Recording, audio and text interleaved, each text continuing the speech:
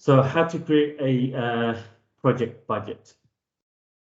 So in order for you to actually develop a project budget, you need to understand what a project budget is. And that is, as shown on the screen, is costs that are needed in order to complete any sort of project for a defined period of time. Before you can go ahead and start putting a project budget together, it's imperative that you understand what your delivery model is. So do you really understand what you're delivering? Every aspect from day one to the end of the project, you have to know every single aspect of the delivery model, how you're going to do it, who's going to be staffing members, the spaces that you're going to need, the kind of software you're going to need, the kind of materials you're going to need in order to deliver the actual project itself. Here is something that I've downloaded from Google because I find it quite illustrative and quite detailed in terms of how you actually monitor the project that you're doing. Now, this is the overall timings and how they're going to look, and it involves the tasks and milestones. Now, if you want a copy of this, please, send a message to Bethany, and I can give you a copy of this. It's freely downloaded from Google Docs. So right now, obviously, you can see it's just task label 5, 6, because I haven't populated the details. Along with this comes a table like this, which you can put the start dates, end dates, and duration in terms of number of days that you want. And you can label the tasks as start of the project, end of the project, and also label the milestones as you see fit, depending on your actual project that you are looking to deliver. Once you get this in place, it doesn't have to be exactly like this, but the concept of getting your task written down, getting your milestones written down, after that, you can easily start slotting in the costs associated to that and help you develop the project budget. Like I said, if you want a copy of this, please let me know and we'll send it to you via email. So, slide. So in terms of approaching estimating a budget for the projects, the reason I say estimating is because each project, as you are delivering, there's always things that can crop up that might add to the cost, might take away from the cost. So it's always an estimate, especially when you are submitting a application for funding or a specific project, right? There's many different approaches. I've chosen 3 basic ones that I think is the simplest way to approach estimating any project budgets, right? So the first one is bottom-up estimate. So after you've got your milestones and your tasks labeled down, you can post up individual items and then put them together, and then you will have your total, right? The next one is a top-down. So a lot of the funding that you see available in our website have a budget cap. So, for example, if one of the recent ones is the cost of living funding that we're doing in Luton and Bedfordshire, and they had between, I think it was 5 to 50,000. Don't quote me on that, but I'm just giving you an idea. So if the cap is the top end of the budget that you can apply for is £50,000, then you know how to work within that remit. So when you go back and look at your tasks and your milestones, if you feel like you've gone above the budget, you need to go back and revise your budget to understand where it is that you can reduce costs in order to fit within the remit that the funding is requiring, right? And the third one is the analyzing estimate. So sometimes we have funding that's available that's similar to previous fundings. So you already have a template where you use you understand what's going to be required for your funding, which will save you time. You can use that process in order to do your latest estimate, depending on a couple of tweaks that you may need to do depending on individual funding. So those are the three basic ways to look at it. If you are if you are a new organization and you haven't done many funding applications before, your best approach would probably be doing the bottom up in the first instance. The reason I say this is because you don't want to miss out anything, and you don't want to underestimate the costs that are associated with the project that you're going to deliver. Now, if you underestimate it and you only get a certain amount of money, the organization is going to be out of pocket. And if you don't have the relevant cash or the flow, then you will have a bit of an issue. And you won't be able to fully deliver it, and you'll have to go back and forth with the actual commissioner itself. So if you're a new organization and it's maybe your first or second budget that you're trying to put together, a bottom-up approach in the first instance is essential, and then you can combine it with the top-down to fit within the remit. So you deliver what you are capable of delivering with the money that you are looking to get. You don't want to be out of pocket, right?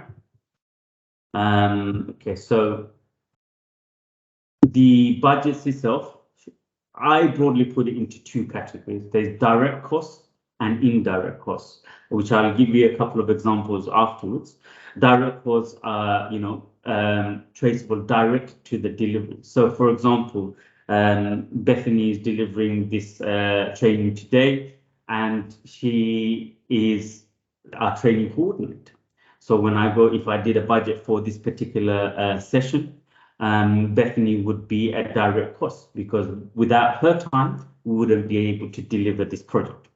And indirect cost would be something like your rent for the room, for example. So because we're delivering this, we're going to need a room.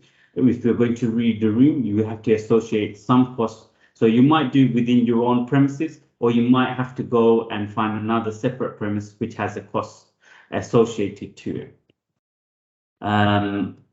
Direct cost examples. So employer salaries and benefits. So anything that goes through the HMRC system, like pay, pensions, that's something that should be included in the direct costs.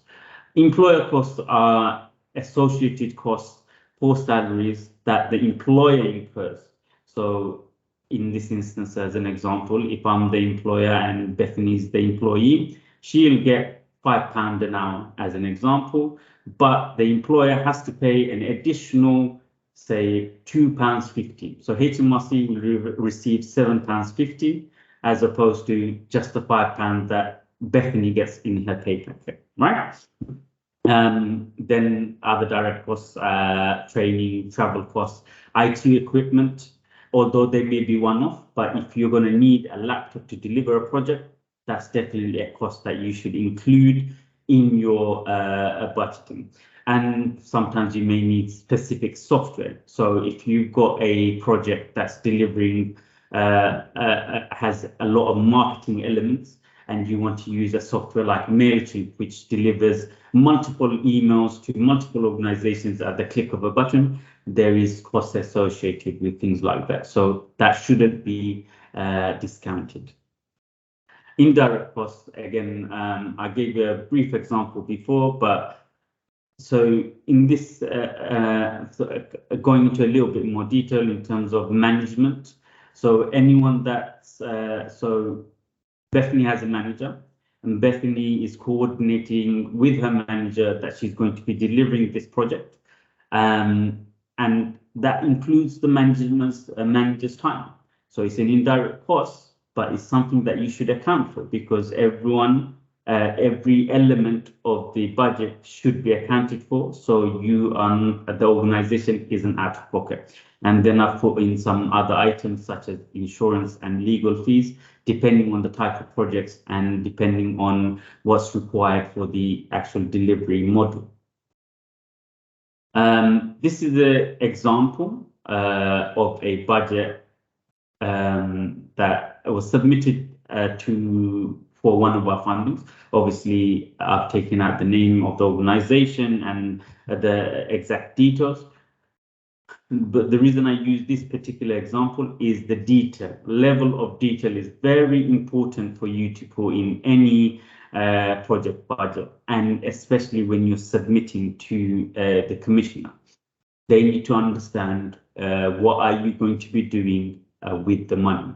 So if you've just put staff costs and you don't tell me what staff, number of staff, how many sessions they're going to be delivering or how much time they're going to take, it makes it very hard for the commissioner to understand actually what are you doing with this money. So detail in any project example budget is paramount. So detail, you can never have enough detail. Okay. So it's some good points. Clear understanding what the money will be used for, like I said just now. Provide as much detail. It's very, very important, and make sure the numbers add up. So I'm going to go back one step. So in this situation where you can see all the different categories, number 1 to 10 has a certain amount of money associated to it. The reason I'm highlighting the importance of the numbers adding up, I've reviewed various project budgets where this number at the bottom where it says total grant requested doesn't add up. So when it comes to actually drawing up a agreement, so the money that's involved, if the monies don't add up, it adds time to the process and inevitably affects your marking when it comes to the assessment, when the commissioners are assessing your actual application, because finance is usually a big chunk of the overall application and how much it goes towards the final mark. So be very aware and make sure you double check and triple check that the numbers add up. Okay. Some organizations in the past have missed employer costs. Now, I've explained that to you in a couple of slides ago, what the employer cost is. So that's usually the employer national insurance. And if the employee has a pension, then there's a contribution that the employer makes. So those are the two main elements that contribute to the employer cost.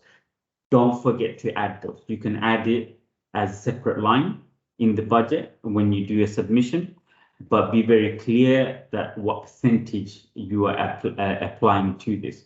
So a standard employer national insurance is about 13.8% on top of whatever salary the employee gets. Now, if they have pension, that might be another 5%, it might be 2% that the employer has to contribute towards too as well. So make sure you include all of those items.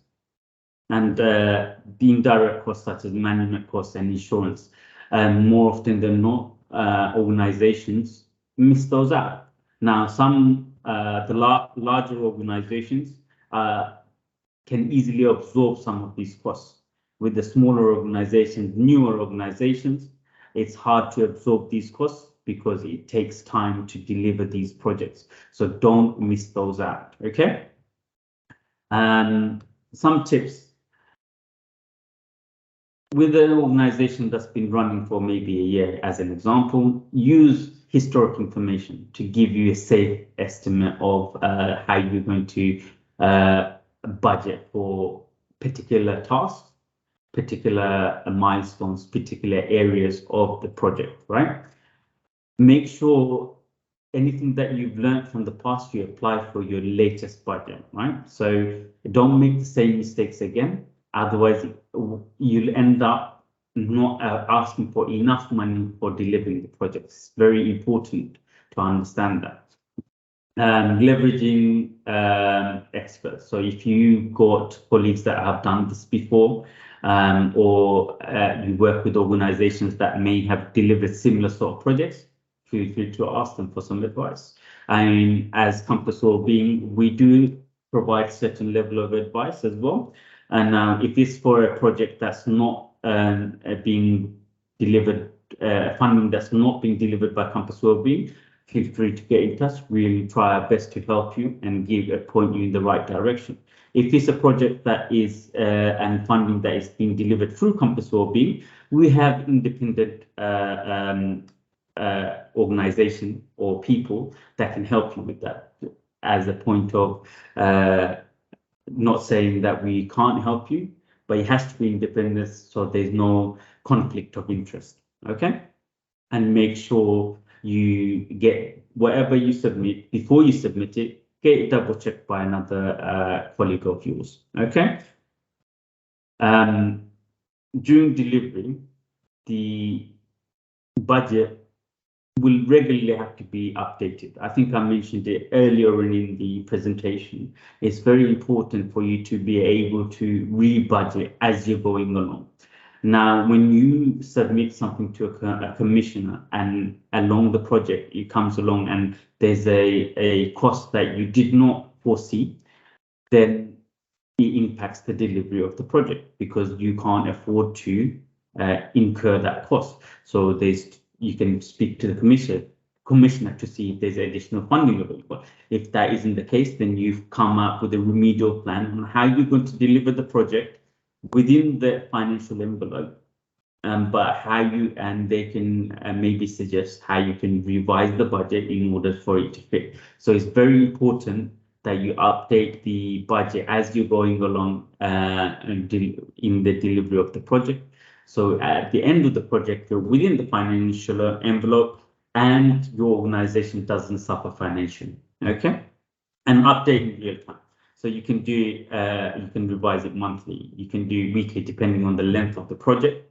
You can do every 3 months. You can do every 6 months. But that's something that you have to assess as an organization, depending on the length of the program and depending on how many different scenarios or different things that you weren't expecting that pop up. But hopefully, most of the things, if you have a list of your tasks and you know your milestones, this last bit, most of the time, it should be okay, right? You shouldn't really have any issues, but there's still always a chance that something might pop up, and be ready for that kind of thing, okay? That concludes the actual presentation. So at this point, I'll open up for any questions.